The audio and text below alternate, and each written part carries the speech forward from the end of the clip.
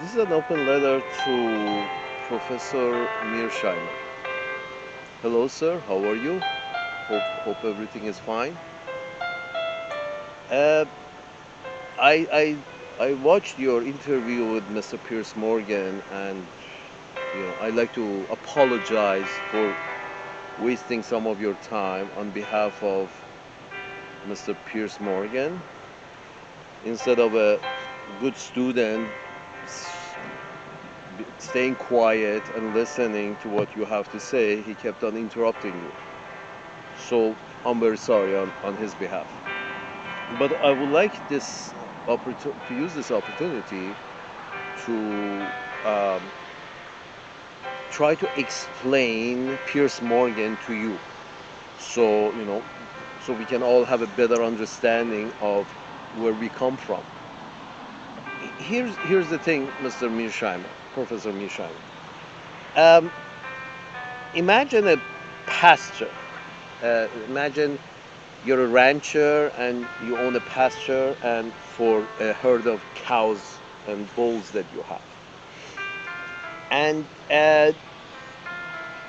you have obviously as a pasture, you have a limit. It's your own private pasture. You're not using public land for your ranching business. So you have a limited acreage of pasture and you have a herd of cows.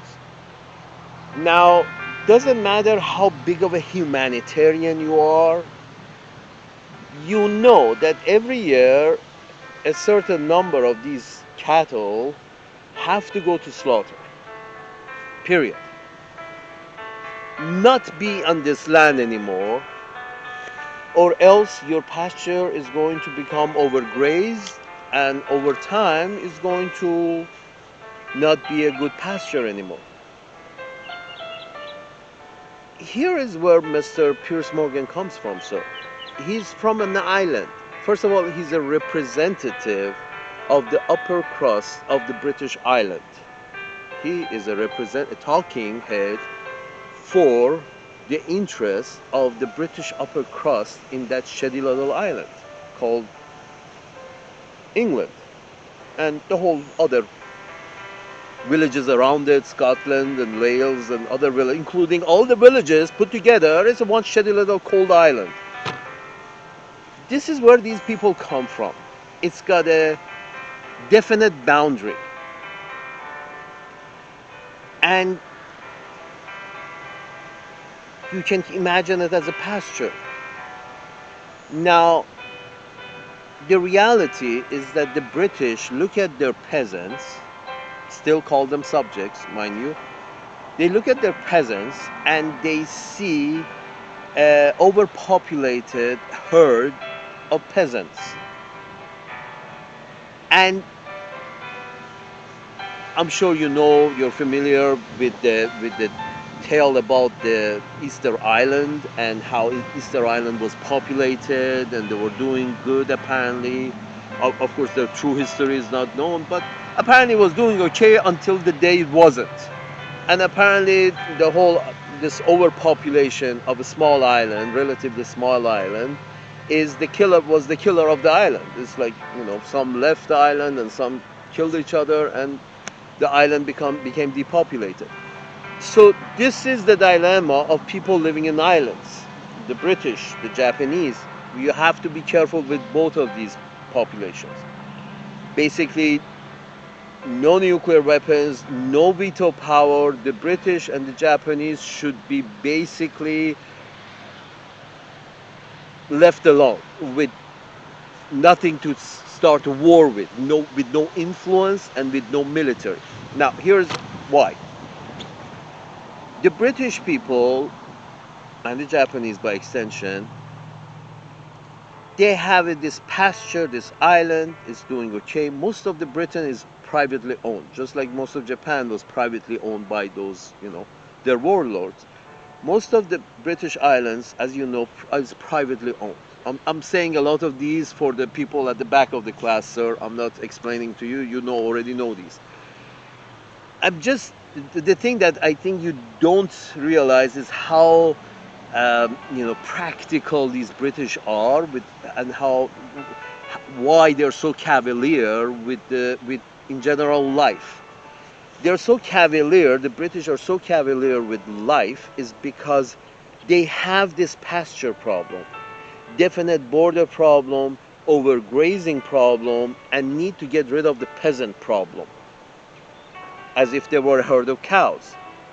So what the British have decided is that, okay, we're going to export our peasants, come up with a cause to go to war in the mainlands. Now, sometimes this mainland is Europe, sometimes this mainland is Africa, sometimes mainland was North America, mainland was Australia. We're going to send our peasants to these mainlands. If they lose, we solve one problem. Our primary goal is achieved, and that is we have thinned the herd. We have depopulated our island to a reasonable extent. If they win, it's even better. Now we have another piece of land that we can add to whatever else the upper crust already owns. You see what I'm saying? So this expandability of the peasants, the British peasant, is what is incomprehensible for people like me and you who come from mainlands, big areas of land that, you could, if you go a little farther, you still could get land, it would be cheaper, but you still can get land. In the British Island, you can't get land. They don't make new of it. And most of it is already owned. The problem is this causes a certain mentality, Piers Morgan mentality.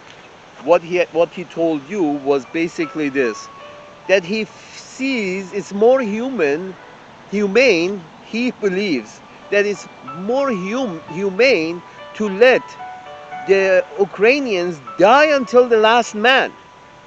That's the whole non-cavalier, very cavalier with other people's, with life in general. Basically, Mr. Piers Morgan is saying that I'm okay with Ukrainian race to go extinct. If it means if it means the Russians cannot have that land.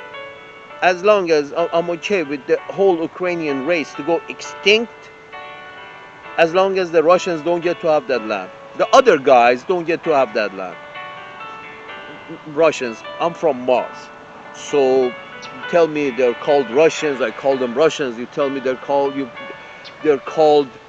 Prussians, I call them Prussians. The people who are living over there should not have this piece of land, and the British are okay with the Ukrainian tribe to go extinct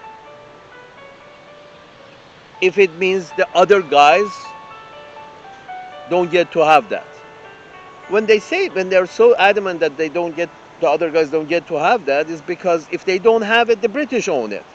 This is not about Ukrainians. There's no Ukraine. There's a Bank of England, and then, as far as they're concerned, the peripheries of the empire. Ukraine is a periphery of the Anglo-Saxon, field of influence. It's one of the peripheries. There's no independence. If the Russians don't own you, the British want to own you. So the point is this, again, expandability. Ashkenazi. The British are very cavalier, have told the Ashkenazi that, yes, we know you're a European, but you can go in Asia and try to conquer Asia on our behalf. Again, the question of sending out peasants to the peripheries of the empire to conquer. Even if they don't conquer, at least you thin the herd. Even if they don't conquer anything, even if they lose, at least you have achieved your primary objective, which is thinning the herd, because you're from a fucking island. I'm sorry, in case of Mr. Piers Morgan. So this is what we don't understand about the British and the Japanese. When they had autonomy, Japan, when they had autonomy, this is the same conclusion they came to. That's why they kept on invading the mainland on the Chinese side. we should leave these island nations out of the international order, whatever it is. Sort of like, we give you the special desk. It's a shorter desk in the corner. Japan and England can sit together, and the rest of the fucking planet can get on with their business. And you don't want to be cruel about it, because eventually, because here's the thing, and the proof of that is the British haven't had a revolution for a very long time. Why? Because when peasants are overpopulated and living in small little cubicles, then the peasants will suddenly, maybe at one point, however stupid they are, these peasants, they at one point they will look at the Buckingham Palace and say, why that motherfucker has so many acres of land and I have shit. I'm living in a cubicle. And then you see a revolution. The British have exported their population, literally sent to slaughterhouse over and over and over again, just for that purpose. Their primary purpose is thinning the herd. If they can win influence, land, resources, great. If they can't, at least their primary objective is met. The world has to basically not, if they don't want to be cruel about it, don't be cruel about it, but accept that the world, the rest of the planet, the mainlands have to accept a certain number of British into their lands, regularly. Because apparently the British feel, well, if that island has about 30 million people. Apparently World War I started when the British reached a population of 45 million. They started World War I. Based on how much resources were available there and blah, blah, blah, they felt that they need to get rid of some. Right now, now the technology has improved and they can take care of more, but still, it's the cubicle. It's the land is finite in the island. Even however much resources you give to the British, it's not really a matter of resources at that point, because it's a matter of land. It's cubicle living that the British are. And cubicle living is because they can't afford the land. You see, so the poor are squeezed, even as renters are squeezed in smaller, more valuable the land, the less of it you can own, the less of it you can live on, even as a renter. A studio in Oklahoma City has one price, and studio in New York City has another price. You can get a studio in New York City, or for the equivalent money, you can get a 5-bedroom house in Oklahoma. But the point is this. So imagine an island of New York City. A small island, definite border. So my point is, again, I'm explaining this for the folks at the back of the class. So these people, their primary goal is to get rid of, thin their herd. The rest of the world has to get together and accept a certain number of Japanese out of Japan and certain number of British out of England, Britain, the whole thing. Just accept. So hey, you can because if you don't, if the rest of the world doesn't accept these people from their island, and their island becomes overpopulated, if you confine them and don't allow them to expand, it becomes like Japan. They stop reproducing, they're overpopulated, land is too expensive to own, apartments are too expensive to own, they start depopulating themselves. Solution? Accept Japanese into the rest of the world, just as a matter of routine. They will start reproducing, and eventually they reach a normal range. It seems, with regards to England, their normal is 30 million people. Right now they have 65 million people. I have a feeling the British are hoping that they get rid of 35 million people. Either just get They die in a war. Even if the British lose, it's okay as long as they get rid of 35 million people. Or they win something and 15 million people die and 20 million British can become expats, conquerors, governors, and of the Newfoundland, literally Newfoundland.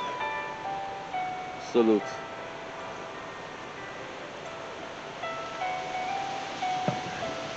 Hopefully they win, but even if they don't win, at least we reach our primary objective of thinning the herd.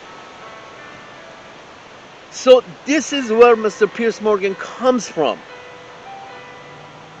And you can't go Tucker Carlson way and say this is evil.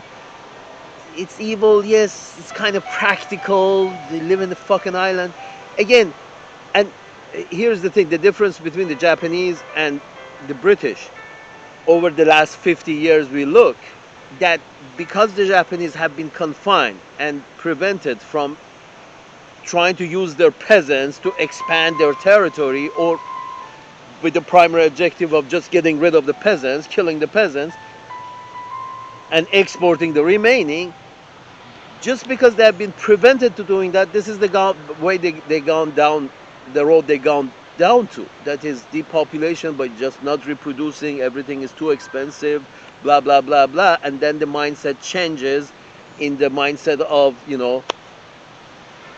have nothing and be happy.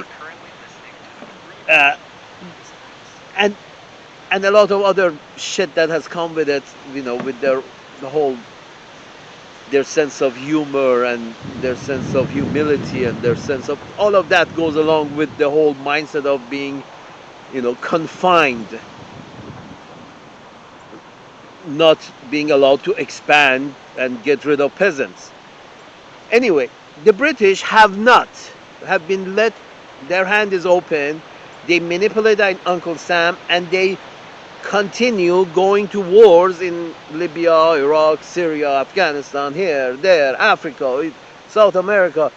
They start doing that because they have a closer relationship with Uncle Sam. Uncle Sam doesn't need any. Uncle Sam likes to have all his peasants, his children, and because it's got a lot of land and a lot of resources, Uncle Sam doesn't need to go to any war. But it's the fucking British. They're manipulating Uncle Sam into all these wars. I mean, Trump is a cyanide for British. I think it's the British who actually, are trying to get rid of Trump, in my view. I could be wrong. Just speculation. I don't think anybody else wants to get rid of Trump as much as the British want to get rid of Trump.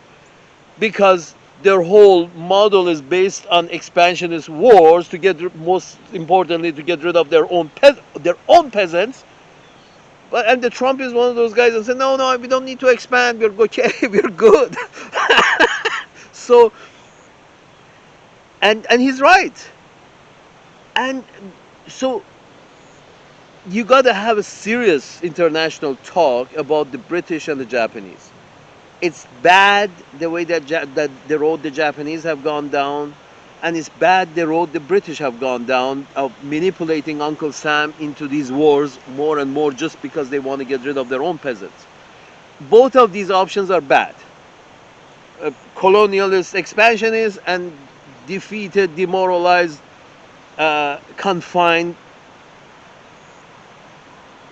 Japanese.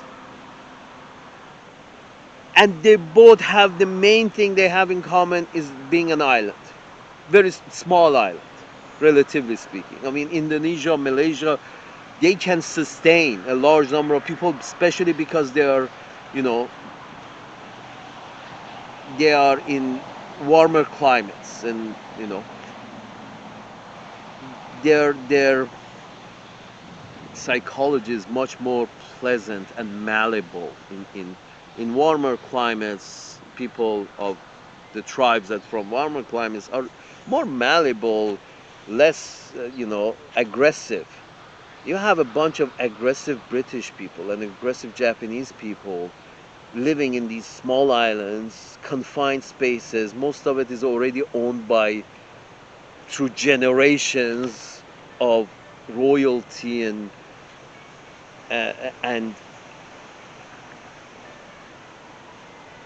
they can't function. They want to go to war or they be turned into Japan. The international union, the international scene has to come to an agreement to accept a, a considerable number of Japanese as immigrants to mainlands, Asia, Africa, and they're going to do good as long as they're kept as immigrants, as maybe non-citizens, but just residents, British residents in Asia, Africa. If they got residentship, if they do something really bad, they're sent back to England or Japan. But most of the time, these people are smart. They can sustain themselves, even if they don't have full right of citizenship of the lands they land in. But they are smart enough to help the locals, give them residentship, and just import them from these islands so they will not be overpopulated, so they would not be, finding all kinds of ways of trying to eliminate their own population. I mean, Piers Morgan is literally saying that, yes, if the Ashkenazis want to die until the last Ashkenazi in West Asia, or they want to kill until the last brown native in West Asia, I'm okay with that. That's basically the perspective of Piers Morgan. Same thing about the Ukrainians. So cavalier about everybody's life, and they should be if they want to fight, they should be allowed to fight. We should arm them to the teeth until the last man.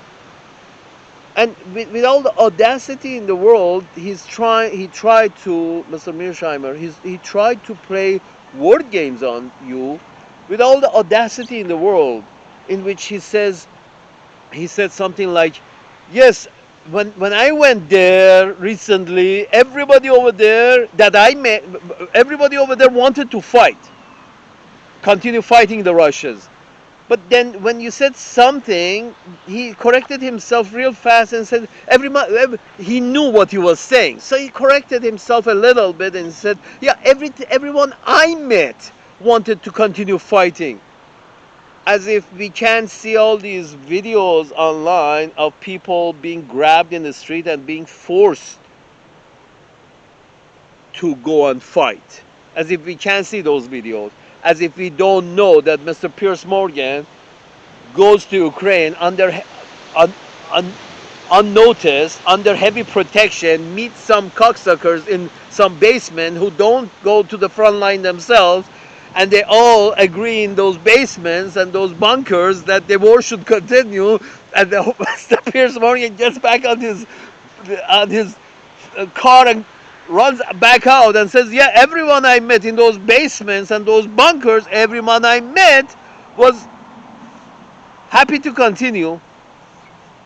Everyone I met. Yeah. I met 3 people and they were all in the bunkers. Word game. The whole idea is the British need war because nobody's accepting the British on a regular basis as citizens, as residents. They can't export their humans, so they're aching for a war. They got at least 35 million people to get rid of. Take 35 million from the British, take 35 million from the Japanese, and I have a feeling all these wars will quiet down. Just take 35 million and spread them all over Asia and Africa and Americas. And imagine that, you really want to go. If you're standing there, just imagine if you're standing there, you and 2 other people, the 3 of you, you don't feel so, you know, you don't feel like going to fight anybody. It's like 3 of you, and there's, that's it. There's not much mass power, muscle power, no mass power, but then imagine suddenly 3 becomes 3,000. Suddenly now you feel, you feel you can at least, do something, go and it's considerable number of people. It's just number. Imagine suddenly the British find, without going to war, imagine suddenly the British find themselves with half of their population missing. Peacefully exported overseas. Now the British are going to be fine. The upper crust will prevent a revolution, which is their primary goal, will prevent a revolution. Now they have, the cubicles are bigger, the population can get into bigger cubicles, and the upper crust can keep all British Island private.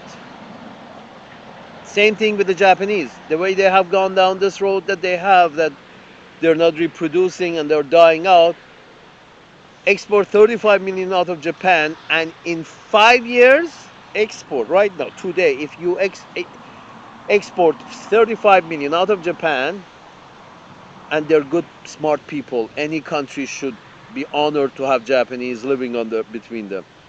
You export 35 million out of Japan, but in 5 years, Japan economy and numbers and reproduction rates, everything is going to look dandy. I can assure you. Just take out 35 million and promise them you will take out 5 million every year, or 1 million Japanese and 1 million British can move out of these islands every year. Every year. You do that, you help Earth get better in terms of production and all of that, and you prevent any future wars, because the rest of us don't have much problem with each other. It's these islands. Respectfully, sir, I'm sure you all know this, and Mr. Mearsheimer, I'm sure you know all of this. It's just this was an explanation for the people at the back of the class. This is Piers Morgan. This is the British mental virus that needs to be dealt with in this way. Is the mental virus of, we're not going to have enough room for all these people. Take the people out, Earth is going to be a better place. Peacefully agree to take out 1 million British and 1 million Japanese, accept them into other lands on Earth.